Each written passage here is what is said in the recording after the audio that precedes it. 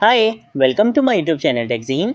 पिछली वीडियो में हम लोगों ने गेट कंप्यूटेड स्टाइल के बारे में पढ़ा था। हमने देखा था कि हम गेट कंप्यूटेड स्टाइल का मेथड यूज़ करते हुए कैसे किसी भी एलिमेंट पर कौन कौन सी स्टाइलिंग अप्लाई हुई हुई है उन स्टाइलिंग को इजीली देख सकते हैं। ठीक है, तो ये सारी चीज़ें हम लोगों ने पिछली वीडियो में कवर कर ली थी। अगर आप लोगों ने अभी तक पिछली वीडियो नहीं देखी तो काइंडली पिछली वीडियो को ज़रूर देख लेना। हम लोगों ने बहुत ईजी एग्जाम्पल के साथ इन सारी चीज़ों को कवर कर लिया था।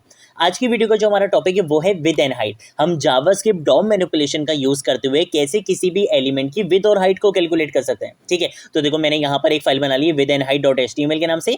HTML की बॉडी टेम्पलेट जनरेट कर लिए। JS फोल्डर के अंदर एक फाइल बनाई है with and height dot JS के नाम से, और उस जावास्क्रिप्ट की फाइल को मैंने यहाँ पर लिंक करवा दिया। इससे ज़्यादा कोई काम नहीं करा है। चलकर अभी आपको दिखाऊंगा। तो देखो यहाँ पर मेरा वेब पेज बिल्कुल ब्लैंक दिख रहा है। ठीक है भाई, हम आ जाते हैं यहाँ पर, और यहाँ पर आकर एक सबसे पहले काम ये करते हैं कि एलिमेंट बना लेते हैं। ठीक है, तो मैं एक काम ये करता हूँ कि एक डिव एलिमेंट बना लेता हूँ और इसको मैं ID दे देता हूँ बॉक्स के नाम से। ठीक है, देखो एक डिव एलिमेंट बना लिया जिसको मैंने ID क्या दे दी, बॉक्स के नाम से। इसके अंदर मैं टेक्स्ट भी लिख लेता हूँ, तो मैं यहाँ पे आके इसको टेक्स्ट दे देता हूँ आई एम अ बॉक्स। ठीक है, इस तरीके से हम यहाँ पे इसको टेक्स्ट दे देते हैं।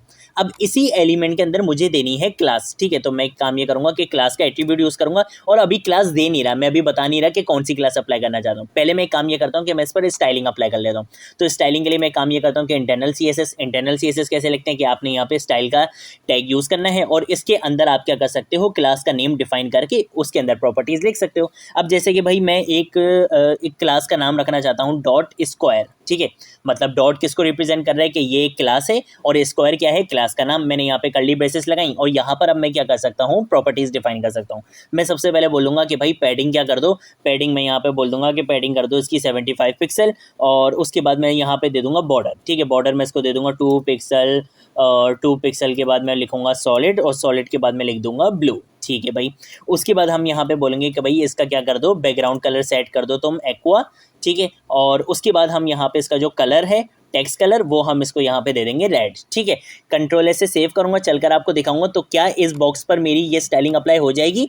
नहीं भाई, बिल्कुल भी नहीं होगी। क्यों? क्योंकि मैंने यहाँ पर स्टाइलिंग तो कर ली। ये स्टाइलिंग मैंने किसके अंदर लिखी है, इस स्क्वायर वाली क्लास के अंदर। अब जिस भी एलिमेंट को मैं ये स्क्वायर वाली क्लास दूंगा उसके ऊपर ये सारी प्रॉपर्टीज अप्लाई हो जाएंगी। तो मैं ये चाहता हूँ कि ये जो मेरा डिव है जिसको मैंने बॉक्स की ID दी है, मैं चाहता हूँ कि ये वाली जो प्रॉपर्टीज हैं ये इस पर अप्लाई हो जाए। तो उसके लिए मुझे क्या करना पड़ेगा, ये जो मैंने क्लास का नाम यहाँ पे लिखा है वही क्लास का नाम मुझे कहाँ देना पड़ेगा, यहाँ पे देना पड़ेगा। तो मैं बोलूंगा कि भाई इस क्लास का क्या नाम है, स्क्वायर।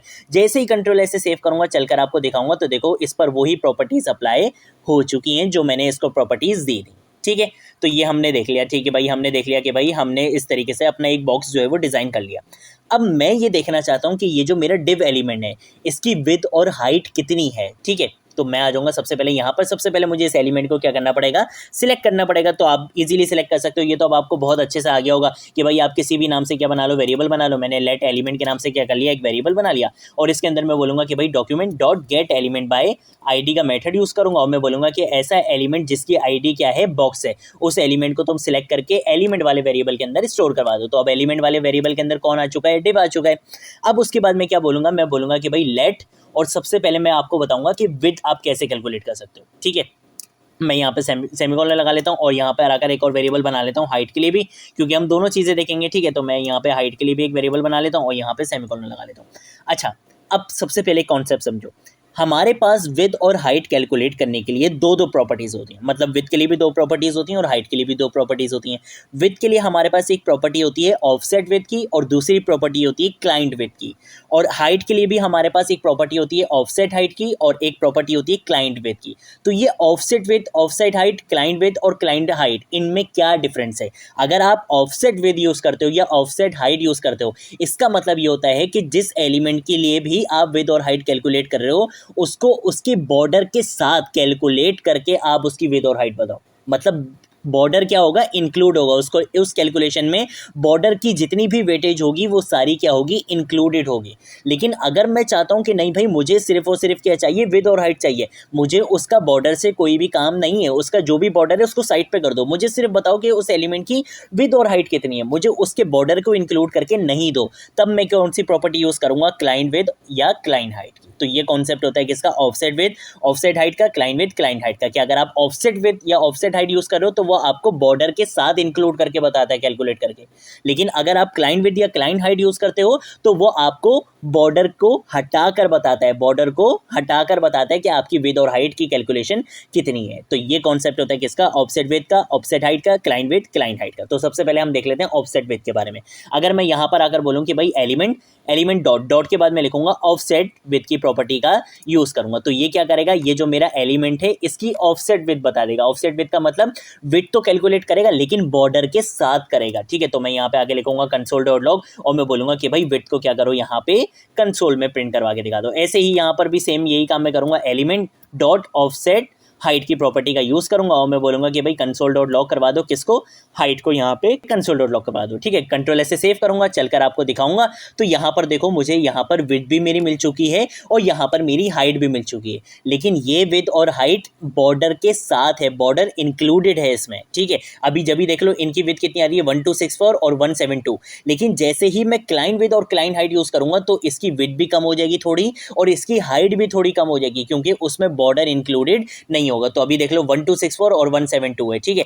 जैसे ही मैं यहाँ पर आऊंगा और यहाँ पर आकर मैं एक काम ये करता हूँ कि इसी को डुप्लीकेट करता हूँ और यहाँ पे ऑफसेट विड्थ की जगह मैं क्या लिख दूंगा, क्लाइंट विड्थ लिख दूंगा, ठीक है, CLIENT, ठीक है, क्लाइंट विड्थ। और ऐसे ही यहाँ पर मैं इसको एक सेकंड में इसको यहाँ पे कमेंट कर देता हूँ और यहाँ पे मैं इसको भी डुप्लीकेट करता हूँ, इसको कमेंट कर देता हूँ और यहाँ पे ऑफसेट की जगह क्या लिख दूंगा, क्लाइंट लिख दूंगा, ठीक है, CLIENT, ठीक है। अभी देखो कंट्रोल ऐसे सेव नहीं कर रहा। अभी पहले मेरी हाइट कितनी आ रही थी, पहले विड्थ कितनी आ रही थी 1264 और हाइट कितनी आ रही थी 172। ये कब आ रही थी, जब मैं ऑफसेट विड्थ और ऑफसेट हाइट यूज कर रहा था। लेकिन जैसे ही मैं क्लाइंट विड्थ और क्लाइंट हाइट यूज करूंगा तो इनकी विड्थ भी कम हो जाएगी और इनकी हाइट भी कम हो जाएगी क्योंकि उसमें बॉर्डर इंक्लूडेड नहीं होगा, ठीक है। तो मैं यहाँ पर आऊंगा और यहाँ पर अगर मैं कंट्रोल ऐसे सेव करूंगा, अब आपको चल के दिखाऊंगा। तो देखो यहाँ पर इसकी विड्थ भी कम हो चुकी है, पहले 1264 आ रही थी और यहाँ पे क्या आ रही थी 172, लेकिन अब यहाँ पे कितनी आ रही है 168 आ रही है।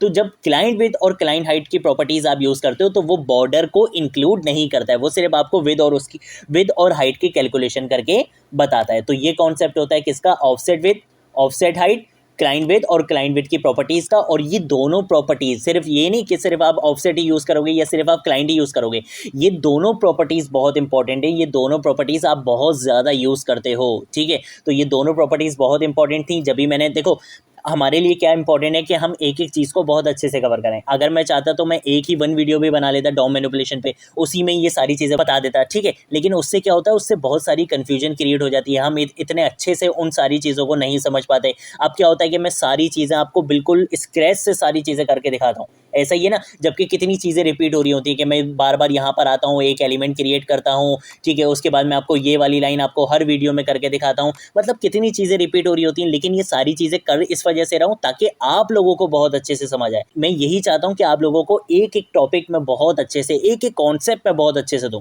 भले हमारा ट्यूटोरियल थोड़ा लंबा चला जाए लेकिन आपको जो कॉन्सेप्ट मिले वो फिर आपको इतना अच्छा मिले कि आगे चल के आपको किसी लाइब्रेरी में, किसी फ्रेमवर्क में कहीं कोई इशू ना हो। मैं बिल्कुल आपको जावास्क्रिप्ट में चैंपियन बनाना चाहता हूँ, इस वजह से मैं सारी चीज़ों को बहुत ईजी वे में लेके चल रहा हूँ। मैं बिल्कुल ये कोशिश करता हूँ कि मैं एग्जाम्पल्स भी जो दूँ वो बहुत ईजी एग्जाम्पल्स का यूज़ करूँ ताकि आप लोगों को बहुत अच्छे से मैं समझा सकूँ। तो और मेरी पूरी कोशिश ये रहती है कि मैं वीडियो भी छोटी से छोटी रखूँ। अभी भी आजकल आप लोग देख रहे होंगे मैं बहुत छोटी छोटी वीडियोज़ बना रहा हूँ, वो इसी वजह से, ताकि वीडियो की लेंथ भी ज़्यादा ना बढ़े और आपको मैं कंटेंट बहुत अच्छा प्रोवाइड करूँ, ठीक है। तो वीडियो अच्छी लगी तो ज़रूर कमेंट करना और आज की वीडियो के लिए इतना ही। अब हम मिलेंगे नेक्स्ट वीडियो में।